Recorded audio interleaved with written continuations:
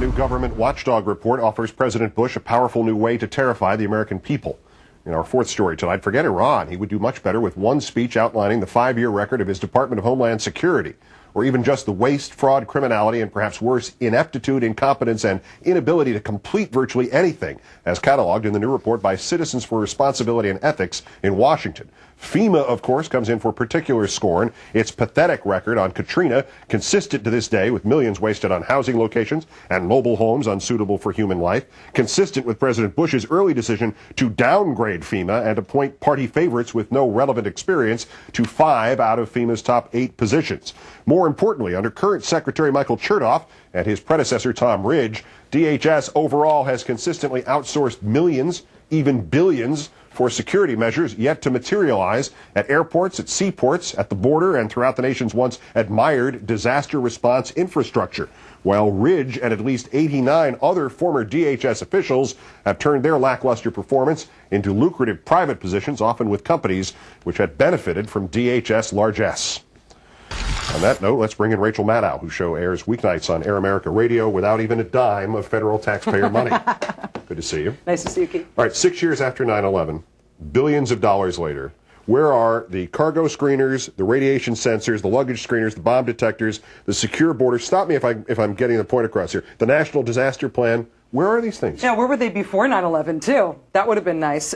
Homeland Security, if you strip away the Orwellian branding, calling it the homeland for one, but all of the rest of it, is basic competent government. That's why they were able to take 24 existing government agencies and combine them under this umbrella to create DHS in the first place. It's because that's the stuff government's supposed to be doing. Port security, borders, emergency preparedness, that's basic governing. And so while the failure of those basic government functions under the rubric of Homeland Security is all the more disgusting because of the way they've marketed fear and terrorism in this administration, it really, at its heart, is just a failure of being able to perform the basic functions of government. Right. This is what Churchill said. The prime purpose of any government is the security and safety of its people. Right. It requires no additional mandate after that. Yeah. So who got the money? Where did the money that was supposed to go to this? When did they turn this into just another pork barrel operation? And instead of keeping us safe, who got the money to keep us safe? Who did they keep safe financially? Yeah, exactly. Who ended up with the reward while we all got the shaft? The worse off the government agency, the more poorly run the agency, the worse the government does its contract oversight, the better it is for people who are trying to pry loose money out of that agency. So whether you're Tom Ridge turning around after your tenure as Homeland Security Secretary and cashing right in on that right after your tenure, or whether you are, the organization, the company that sold them hundreds of millions of dollars worth of port radiation detectors without the pesky requirement that they work, the worse off the agency, the easier it is to screw the taxpayer by pulling money out of that agency. What was that thing said by one of the businessmen during the Civil War? You can sell the government almost anything if you have the guts to ask. And there you have it. But is this incompetence, Rachel, or is it, as Naomi Klein suggests, intent?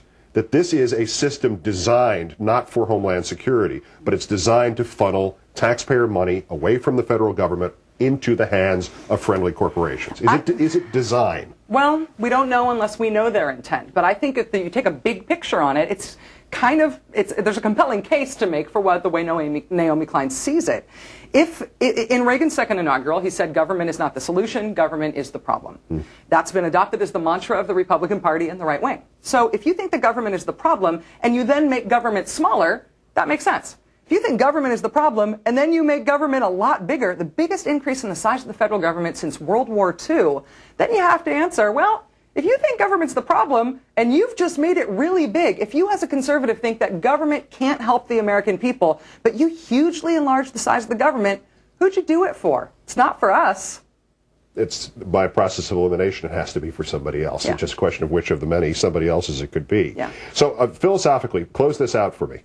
Why does the right care so much about listening to my conversations, reading your emails, but not only caring about that, but prioritizing that over inspecting cargo, which actually could blow up even if it's just accidentally? Right. Why are searching our bank records more rewarding than searching the cargo that goes on our planes? Well, eavesdropping and the kind of scuppering of the Fourth Amendment that we've seen gives the government power. Gives them power over our citizens. It gives them the kind of power that they could have never really dreamed of having before 9/11 and before this branding. Whereas searching the cargo containers, costs money, and all it does is keep us safe. Right. And frankly, you know, when you've got your priorities straight, those things apparently fall down lower on the list. Yeah, it begins to look, after you watch it day in and day out for 5 years, that it's all a nice, convenient excuse to do what they wanted to do anyway. Yeah. Rachel Maddow, the host of The Rachel Maddow Show on Air America.